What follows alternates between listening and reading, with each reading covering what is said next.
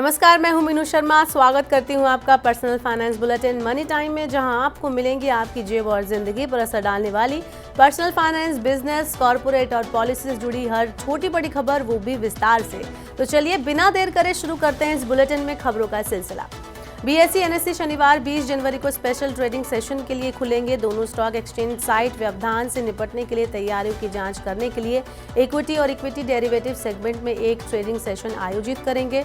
Special trading session प्राथमिकता site से सुबह 9:15 बजे से 10 बजे तक और फिर डिजास्टर रिकवरी साइट से 11:30 बजे से 12:30 बजे तक आयोजित किए जाएंगे। सेशन के दौरान सभी प्रतिभूतियों का अधिकतम मूल्य बैंड 5% होगा। भविष्य में किसी भी अभूतपूर्व घटना के बीच शेयर बाजार में निरंतरता सुनिश्चित करने की तैयारियों की जांच के लिए स्पेशल ट्रेडिंग सेशन का आयोजन किया जा रहा है।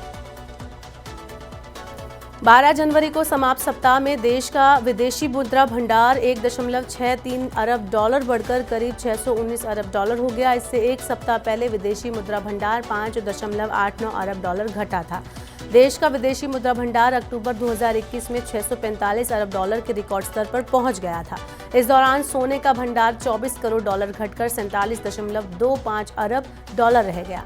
आईएमएफ के पास भारत की आरक्षित जमा 60 लाख डॉलर बढ़कर 4.8 अरब डॉलर हो गई। अंतरिम बजट में सरकार शहरी, गरीब और मिडिल क्लास के लिए नई हाउसिंग स्कीम का ऐलान कर सकती है। स्कीम के लिए 60,000 करोड़ रुपए तक का प्रावधान किया जा सकता है। इस स्कीम के तहत घर खरीदने या बनवाने के लिए होम लोन के ब्याज दर में छूट मिल सकती है। स्कीम के तहत घर खरीदने या बनाने के लिए होम लोन लेने पर ब्याज में 3 से 6% तक का रियायत मिल सकता है। प्रधानमंत्री आवास योजना के तहत EWS को छोड़कर बाकी सभी कैटेगरी में क्रेडिट लिंक्ड सब्सिडी स्कीम को बंद कर दिया गया है। ऐसे में नई हाउसिंग स्कीम के आने की संभावना बन रही है। आईपीओ में होने वाली गड़बड़ी को रोकने के लिए सेबी सख्त कदम उठा रहा है। सेबी चेयरपर्सन माधवी पुरी बुच ने कहा है कि सेबी को 3 मर्चेंट बैंकर के शेयर बिक्री के दौरान सब्सक्रिप्शन को बढ़ा चढ़ाकर पेश करने की गतिविधियों में शामिल होने का पता चला है। सेबी जल्द ही इनके खिलाफ सख्त कार्रवाई करेगा। सेबी को ऐसे मामलों की भी जानकारी मिली है जहां कुछ निर्दोष लोगों के खातों के जरिए शेयर बाजार में कारोबार किया जाता है। ये लोग वो होते हैं जो नहीं चाहते कि उन्होंने जो कारोबार किया उसका पता किसी को चले। कई कंपनियों के आईपीओ को लेकर निवेशकों की बहुत ज्यादा मांग देखी गई है। ज्यादा आवेदन आने और निवेशकों की ज्यादा मांग से आमतौर पर कंपनी का आईपीओ निर्गम मूल्य के मुकाबले काफी बढ़त के साथ सूचीबद्ध होते हैं।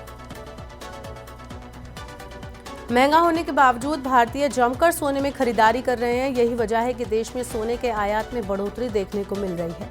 साल 2023 में गोल्ड इंपोर्ट में 3% यानी 21 टन की बढ़ोतरी दर्ज की गई। इस दौरान कुल 734 टन सोने का इंपोर्ट हुआ।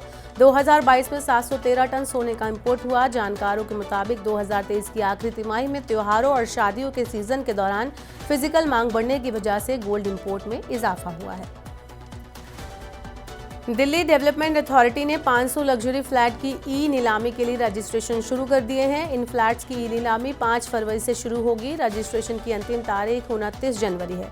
स्कीम के तहत 707 अपार्टमेंट की ई नीलामी होगी। इनमें द्वारका सेक्टर 19B में बने पेंट हाउस भी शामिल है। ई नीलामी में 192 2 BHK MIG फ्लैट की भी ई नीलामी की जाएगी। अनावश्यक रूप से बिजली कटौती करने वाली कंपनियों के खिलाफ अब कड़ी कार्रवाई होगी। बिजली मंत्री RK सिंह ने कहा है कि बिजली कटौती देश के लोगों का अपमान है। उन्होंने कहा कि अनावश्यक बिजली कटौती के लिए अब जुर्माना लगाया जाएगा। सरकार ने बिजली वितरण कंपनियों को क्षमता बढ़ाने, बिजली खरीद समझौते पर हस्ताक्षर करने, पर्याप्त संसाधन सुनिश्चित करने और अधिक कुशल बनने के लिए निर्देश दिए हैं। बैंक, बीमा कंपनियां और क्षेत्रीय ग्रामीण बैंकों में 22 जनवरी यानी सोमवार को अवकाश रहेगा। अयोध्या में राम मंदिर प्राण प्रतिष्ठा के चलते सरकार ने सभी बैंकों, बीमा कंपनियों और क्षेत्रीय ग्रामीण बैंकों में आधे दिन का अवकाश घोषित किया है। अयोध्या में रामलला प्राण प्रतिष्ठा समारोह 22 जनवरी 2024 को पूरे भारत में मनाया जाएगा। इस उत्सव में कर्मचारी भाग ले सके, इसलिए पूरे भारत में केंद्र सरकार के सभी कार्यालय, केंद्रीय संस्थान और केंद्रीय औद्योगिक प्रतिष्ठानों को दोपहर 2:30 बजे तक आधे दिन के लिए बंद रखने का निर्णय लिया गया है।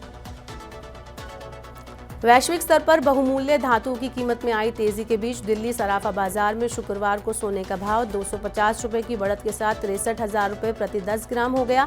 वहीं चांदी की कीमत भी 400 रुपए की मजबूती के साथ 76,000 रुपए प्रति किलोग्राम हो गई। वैश्विक बाजारों में सोना तेजी के साथ $2,027 प्रति औंस, जबकि चांदी मामूली तेजी के साथ $22.81 प्रति औंस पर पहुंच गई।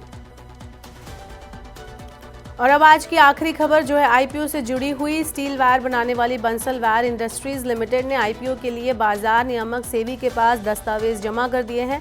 आईपीओ में किसी तरह की बिक्री पेशकश नहीं होगी। आईपीओ से जुटाई गई राशि का इस्तेमाल कर्ज चुकाने, कार्यशील पूंजी की आवश्यकता को पूरा करने और सामान्य कॉर्पोरेट उद्देश्यों के लिए किया जाएगा।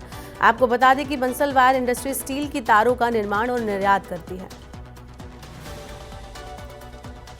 तो मनी टाइम में ये थी आज की बड़ी खबरें। अब वक्त हो गया आपसे विदा लेने का। अब आपसे होगी सोमवार को मुलाकात। पर्सनल फाइनेंस से जुड़ी खबरों को पढ़ने, सुनने और उनसे जुड़े खास कार्यक्रमों को देखने के लिए मनी 9 के सुपर ऐप को जरूर डाउनलोड कर लें।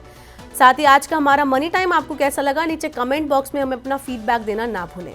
फिलहाल के लिए इस बुलेटिन में इतना ही। बने रहिए मनी 9 के साथ। नमस्कार, शुभ रात्रि।